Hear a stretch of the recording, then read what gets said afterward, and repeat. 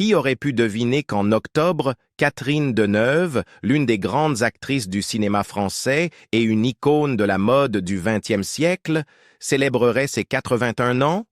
Tout au long de sa vie, elle a rencontré et tissé des relations avec de nombreux hommes extraordinaires, des mariages et des relations à long terme qui ne se sont pas nécessairement traduits par des cérémonies formelles, jusqu'aux relations qui ont été définies par bien plus que de l'amour ou de l'amitié.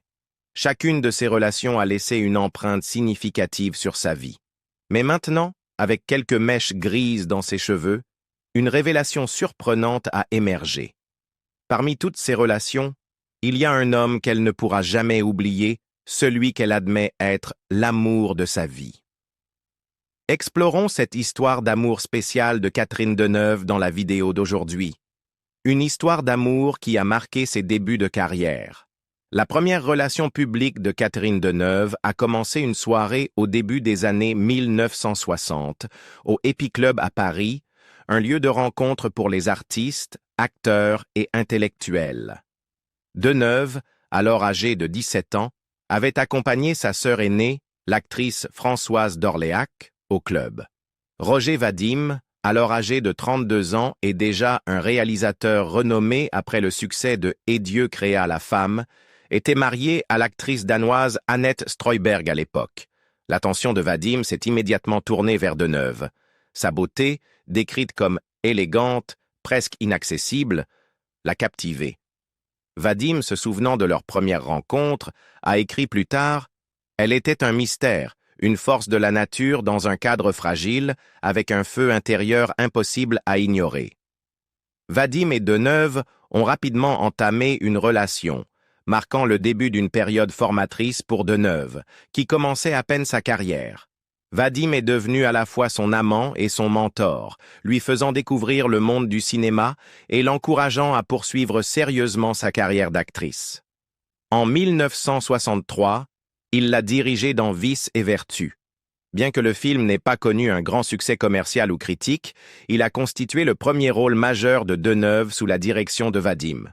Leur partenariat allait au-delà du professionnel. Deneuve a crédité Vadim d'avoir façonné sa compréhension initiale de l'industrie cinématographique, affirmant « Il m'a ouvert des portes, non seulement dans le cinéma, mais dans la vie. » À l'âge de 20 ans, Deneuve a donné naissance à leur fils, Christian Vadim. Elle a ensuite avoué que devenir mère jeune avait toujours été son rêve. « Je voulais avoir un enfant tôt », a-t-elle déclaré dans une interview. Roger et moi étions profondément amoureux, et Christian était le plus beau cadeau de notre relation. Malgré leur profond amour, le couple ne s'est jamais marié, une décision que Deneuve a attribuée à son refus de se conformer aux attentes sociales traditionnelles. « Le mariage n'a jamais été important pour moi », a-t-elle expliqué. Ce qui comptait, c'était la connexion et la confiance que nous partagions. Pendant leur relation, la carrière de Deneuve a commencé à prendre son envol indépendamment de l'influence de Vadim. En 1964, elle a joué dans Les Parapluies de Cherbourg de Jacques Demy, qui a profondément résonné auprès du public et des critiques. Son utilisation innovante de la musique et son style visuel vibrant lui ont valu la Palme d'Or au Festival de Cannes et ont constitué un moment déterminant de la carrière de Deneuve. Le récit du film faisait écho à certains aspects de sa propre vie, notamment les défis liés à l'amour et à la maternité à un jeune âge. Bien que Les Parapluies de Cherbourg aient consolidé le statut de Deneuve en tant qu'étoile montante, les tentatives de Vadim de la diriger dans des films qui répliquaient le succès qu'il avait eu avec Brigitte Bardot furent moins réussies. Contrairement à Bardot, qui était devenu un symbole sexuel sous la direction de Vadim, l'attrait de Deneuve était plus retenu et énigmatique. Vadim lui-même a reconnu cette différence, affirmant « Catherine n'était pas Bardot, et elle ne voulait pas l'être. Elle avait une aura unique, une aura qu'on ne pouvait façonner que par elle-même. » Cette incapacité à façonner l'image de Deneuve comme il l'avait fait avec Bardot a créé des tensions dans leurs relations professionnelles. Leurs relations personnelles ont également commencé à s'effondrer. L'infidélité de Vadim a finalement conduit à leur séparation. En 1964, Deneuve a découvert par l'intermédiaire de sa sœur que Vadim avait été infidèle avec l'actrice Jane Fonda, qui allait devenir sa deuxième femme. Se sentant trahi, Deneuve a mis fin à la relation. C'était dévastateur, a-t-elle avoué dans une interview des années plus tard. Je l'aimais profondément, mais je ne pouvais pas rester avec quelqu'un qui ne respectait pas notre lien. La rupture a marqué une période difficile pour Deneuve. Elle a décrit cette époque comme la plus sombre de ma vie, luttant avec les défis de la maternité monoparentale tout en poursuivant une carrière exigeante. Vadim, réfléchissant sur leur relation dans ces dernières années, a parlé de Deneuve avec beaucoup de respect. Elle était farouchement indépendante même à un jeune âge, a-t-il écrit. Sa détermination à réussir en tant qu'actrice et mère était extraordinaire. Catherine avait une résilience que peu pouvaient égaler. Malgré la douleur de leur séparation, les deux ont maintenu une relation cordiale pour le bien de leur fils, Christian. Vadim est resté impliqué dans la vie de Christian, et Deneuve a souvent parlé des qualités de Vadim en tant que père. Il aimait profondément Christian, et faisait toujours un effort pour être présent dans sa vie, a-t-elle dit. Dans des interviews ultérieures, Deneuve a réfléchi à l'impact de sa relation avec Vadim sur sa vie et sa carrière. Roger a été une figure clé de mes premières années, a-t-elle reconnu. Il a cru en moi alors que je doutais encore de moi-même. Mais plus important encore, il m'a appris à tenir sur mes propres jambes, à me créer ma propre identité. Vadim a poursuivi sa carrière de réalisateur, bien que ses œuvres ultérieures n'aient pas connu le même niveau de reconnaissance que ses films précédents. Sa vie personnelle est restée mouvementée. Après son mariage avec Jane Fonda, il a eu plusieurs autres relations et mariages. Malgré les hauts et les bas, il a toujours parlé de Deneuve avec affection jusqu'à sa mort en 2000. Dans ses mémoires, il l'a décrite comme « l'un des grands amours de ma vie, une femme d'une grâce et d'une force incomparables ». Un mariage glamour qui s'est estompé trop tôt. Le bref mariage de Catherine Deneuve avec le photographe britannique David Bailey en 1965 reste un chapitre fascinant dans leur vie, malgré la durée relativement courte de leur union. Les deux se sont mariés le 18 octobre 1965 à Londres, lors d'une cérémonie à laquelle assistaient quelques personnalités notables, dont Mick Jagger et la sœur de Deneuve, Françoise d'Orléac, qui tragiquement décéda dans un accident de voiture 2 ans plus tard.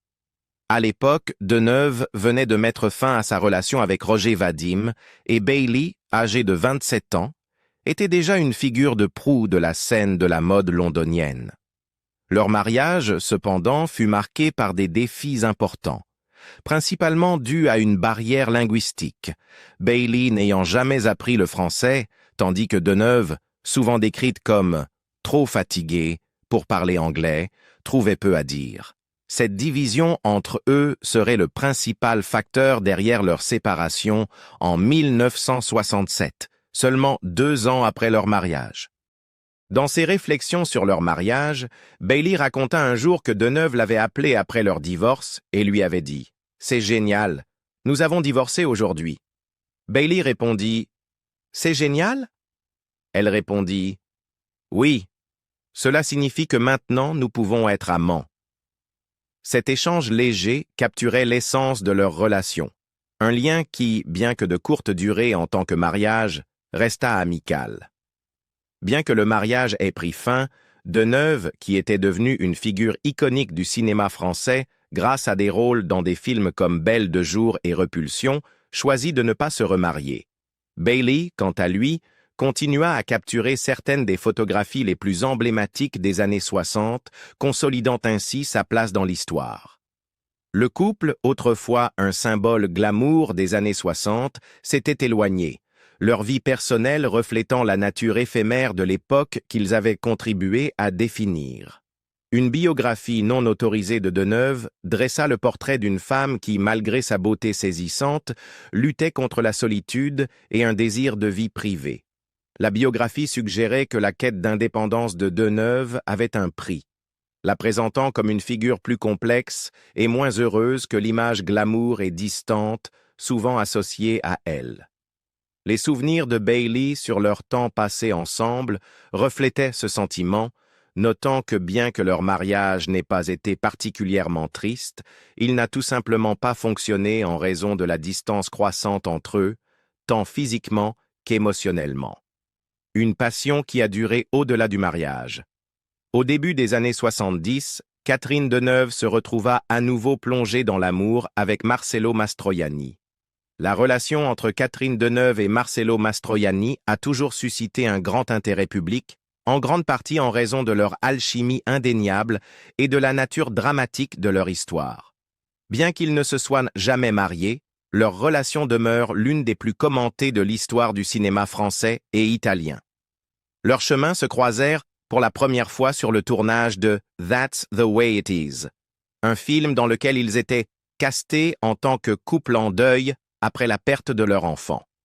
Le réalisateur, N. Tréchian, créa un environnement unique pour intensifier la profondeur émotionnelle de leur rôle, plaçant les acteurs dans un appartement isolé, sans meubles, électricité, ni confort de base. Le résultat fut extraordinaire. Marcello et Catherine se retrouvèrent rapprochés, un lien qui allait rapidement se transformer en une aventure amoureuse. Marcello, âgé de 50 ans à l'époque, fut immédiatement captivé par la beauté et le raffinement de Catherine. Catherine, bien qu'elle fût 19 ans plus jeune, fut également frappée par le charme de Marcello. Bien que tous deux sortaient de relations difficiles, Marcello se remettait d'une rupture avec l'actrice Faye Dunaway et Catherine s'éloignait du réalisateur François Truffaut. En peu de temps, Catherine et Marcello commencèrent à passer beaucoup de temps ensemble, partageant des moments intimes loin des regards du public. Leur alchimie était magnétique, et bientôt ils étaient inséparables. Leur relation n'était pas sans complexité. Marcello, qui était marié depuis des années à Flora Carabella, avait eu plusieurs amantes pendant leur mariage. Mais son attirance pour Catherine était si forte que pour la première fois de sa vie, il eut non seulement une liaison, mais demanda aussi le divorce. Flora accepta, et Marcello déménagea de Rome à Paris, attiré par sa passion pour Catherine. À l'époque, Catherine menait une vie joyeuse et insouciante à Paris, accompagnant souvent Marcello à des dîners et des danses, toujours à ses côtés. Cependant, malgré leur fort lien, Marcello commettra l'erreur de proposer le mariage à Catherine, ce qu'elle refusa fermement.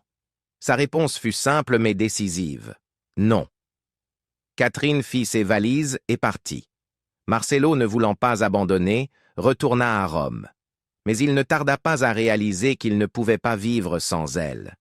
Il revint à Paris, où Catherine accepta de vivre avec lui, mais sans l'engagement du mariage. Bien qu'ils n'aient jamais officialisé leur union, leur amour l'un pour l'autre resta intense et sincère. En 1970, les journaux européens rapportaient que Catherine était enceinte de l'enfant de Marcello. Et la naissance de leur fille, Chiara, semblait renforcer leur lien. Cependant, malgré la famille qui grandissait, Catherine resta ferme dans son refus de se marier. Dans les années qui suivirent, leur relation se détériora progressivement. Les différences dans leur éducation et leur langue respective, Catherine le confia plus tard, furent des facteurs qui ont fini par mener à leur rupture. Dans une interview pour Le Soir illustré, elle avoua qu'ils n'avaient tout simplement pas les mêmes racines, ce qui rendait leur relation difficile à maintenir sur le long terme. Malgré leur séparation, ils continuèrent à élever leur fille Chiara ensemble, maintenant une relation civile et respectueuse. Marcello poursuivit des relations avec d'autres femmes, dont certaines des actrices les plus célèbres de l'époque, telles que Sophia Loren et Silvana Mangano. Cependant, leur rupture n'a pas diminué l'affection qu'ils éprouvaient l'un pour l'autre. Catherine parlait souvent de Marcello avec beaucoup de respect, se souvenant de lui comme d'un homme brillant et timide, doté d'un sens naturel de l'humour et du charme. Dans une interview de 2024, elle se remémora leur temps passé ensemble, reconnaissant que, bien qu'ils ne se soient jamais mariés, leur amour avait été sincère et profond. Leur fille, Chiara, qui se trouvait souvent entre les complexités émotionnelles de la relation de ses parents, se souvint d'un moment poignant de son enfance. elle se rappela avoir regardé le film E.T. avec Marcelo et Catherine. Lorsque les scènes émotionnelles se succédaient, Chiara se retrouva en larmes, mais Marcelo insista pour partir, tandis que Catherine voulait rester. Cet incident symbolisait la tension existante entre ses parents, malgré l'amour qu'ils partageaient. Bien qu'ils aient eu leurs différences, Catherine et Marcelo partagèrent de nombreux souvenirs qui perdureraient bien après leur rupture. Leur amour, bien que jamais officialisé, était réel. Les années qui suivirent les virent tous deux aller de l'avant, Marcelo poursuivant sa carrière illustre et Catherine maintenant sa place parmi les stars les plus aimées de France. Cependant, avec le temps, Marcelo et Catherine furent confrontés à l'inévitabilité du vieillissement et de la perte. Ces dernières années, Marcelo et l'autre grand amour de Catherine, le réalisateur Roger Vadim, sont décédés. Mais à travers tout cela, Catherine Deneuve est restée fidèle à sa conviction qu'elle doit toujours être elle-même. Aujourd'hui, même à l'approche de la soixantaine, Catherine garde précieusement ses souvenirs de Marcelo, reconnaissant que, malgré tout, leur temps ensemble fut l'un des chapitres les plus significatifs de sa vie. Une vie amoureuse complexe, entourée de mystères et de liens durables. Tout au long de ses vingtaines et trentenaires, Catherine Deneuve a été liée romantiquement à plusieurs personnalités notables du monde du divertissement, notamment des acteurs tels que Sammy Frey, Clint Eastwood, Franco Nero, Burt Reynolds et John Travolta. Elle a également entretenu des relations avec des réalisateurs acclamés comme Roman Polanski, Jerry Schatzberg, François Truffaut et Milos Forman. Malgré sa réputation publique de star, Deneuve a gardé une grande partie de sa vie privée secrète. Il a également été dit qu'elle aurait eu une brève romance avec l'animateur de télévision Carlos Lozano, qui avait eu une attirance intense pour elle au début des années 1980. L'une de ses relations les plus connues fut celle avec le chanteur Serge Gainsbourg, bien qu'elle ait nié toute implication intime avec lui. Toutefois, leur connexion, fondée sur une admiration et un respect mutuel, était évidente lors de leurs apparitions publiques. Dans un monde rempli de rumeurs, la vie personnelle de Deneuve était toujours au centre des spéculations, surtout ces dernières décennies, alors qu'elle devenait de plus en plus connue pour garder ses relations privées. Dans une interview de 2002 avec le magazine Knack, Deneuve aborda les rumeurs constantes concernant son orientation sexuelle, reconnaissant que sa vie privée était souvent sujette à des suppositions injustifiées. Maintenant que les gens ne savent rien de ma vie privée, ils commencent à deviner, y a-t-il encore un homme dans sa vie? Et qui est-ce alors? Quand ils me voient 2 ou 3 fois avec une amie, ils disent « Nous avons toujours su cela », a-t-elle déclaré, réfléchissant sur l'intrigue que suscitait sa nature réservée dans les médias.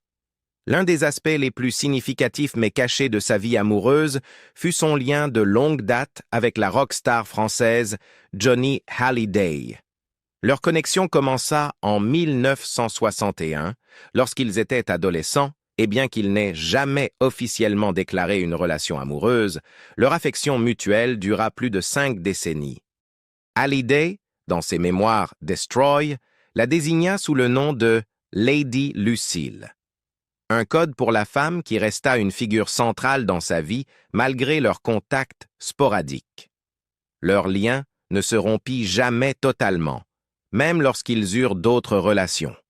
Deneuve fut profondément affectée par la mort de Hallyday en 2017, marquant la fin d'une histoire d'amour secrète et durable. Leur relation était complexe, souvent marquée par des échanges émotionnels intenses plutôt que par une romance traditionnelle. Ils se rencontrèrent pour la première fois lorsqu'ils jouèrent tous deux dans La Sirène du Mississippi, où Hallyday jouait aux côtés de Deneuve. À l'époque, Hallyday, âgée de seulement 18 ans, commençait à peine à se faire connaître, tandis que Deneuve, déjà une actrice établie, dégageait un charme glacé. Les deux devinrent proches, mais leur connexion ne fut jamais pleinement confirmée au public. Des rumeurs circulaient sur leur alchimie hors écran, et le réalisateur Roger Vadim, qui avait travaillé avec les deux, remarqua même leur dynamique magnétique. Cependant, leur connexion se solidifia véritablement en décembre 1963, lorsque Deneuve, ébranlé par une rupture avec son partenaire de l'époque Roger Vadim, chercha du réconfort auprès de Hallyday. Elle le visita à Lyon, et leur relation, bien que cachée, devint un pacte tacite entre eux. Johnny décrira plus tard Deneuve comme « le grand amour de ses 18 ans », et bien qu'ils aient connu des hauts et des bas, leur lien ne se dissipa jamais totalement. Les luttes de Hallyday avec la célébrité, l'addiction et les tourments personnels furent souvent apaisés par la présence de Deneuve. Même dans ses moments les plus sombres, comme lorsqu'il tenta de se suicider en 1966, Deneuve resta une constante dans sa vie, lui apportant son soutien par des visites secrètes à l'hôpital. La relation se poursuivit au fil de leur carrière, Hallyday lui envoyant souvent des fleurs à son anniversaire et pour le Nouvel An, maintenant ainsi les gestes discrets mais significatifs qui caractérisaient leur amitié durable. Lorsque le mariage de Hallyday avec Sylvie Vartan se déchira, leur connexion émotionnelle s'intensifia. Mais Deneuve soutint également ses autres relations. Sa vie amoureuse ne se résumait pas uniquement à la passion ou à la romance. Il s'agissait aussi d'une compréhension profonde et d'un respect mutuel. Comme le remarqua un ami proche de Hallyday et Deneuve, leur relation prospérait par l'absence. Johnny n'a jamais manqué une occasion de rappeler à Catherine son affection par des fleurs et des gestes attentionnés, remarqua l'ami. L'une des relations les plus notables de Deneuve fut celle qu'elle eut avec le cinéaste François Truffaut, qu'elle rencontra lors du tournage de La Sirène du Mississippi. Leur romance, bien qu'elle n'ait jamais été rendue publique à l'époque, se transforma en une liaison passionnée. Truffaut, déjà un réalisateur à succès, et Deneuve, au sommet de sa gloire, se trouvèrent attirés par une vision créative commune et une admiration mutuelle. Cependant, leur relation prit fin après 2 ans, en partie parce que Deneuve voulait un enfant, tandis que Truffaut, déjà père de 2 enfants, n'était pas prêt pour une nouvelle paternité. Truffaut, dévasté par la rupture, se repliqua dans une période de dépression, soulignant la profondeur émotionnelle de leur lien. Malgré la fin de leur romance, Deneuve et Truffaut continuèrent à travailler ensemble, se retrouvant notamment sur le tournage de Le Dernier Métro, un film qui reflétait leurs propres tensions non résolues et les émotions complexes qu'ils ressentaient encore l'un pour l'autre. Les sentiments de Truffaut pour Deneuve demeuraient, et dans le film, leur silence partagé et leurs émotions non dites ajoutaient une couche de poignance à l'histoire. Comme l'a noté Le Monde, dans un article rétrospectif, le film portait un sentiment de regret persistant, semblable à la narration non dite entre les 2 anciens amants. Avec l'âge, les relations de Deneuve restèrent complexes et privées, les rumeurs continuant à circuler sur ces liaisons romantiques.